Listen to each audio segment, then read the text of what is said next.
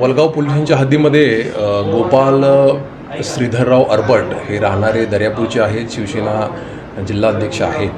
तर त्यांच्या गाडीवर रात्री अज्ञात इस्मांनी फायरिंग केली अशी एक इन्फॉर्मेशन त्यांनी पोलिसांना दिलेली आहे.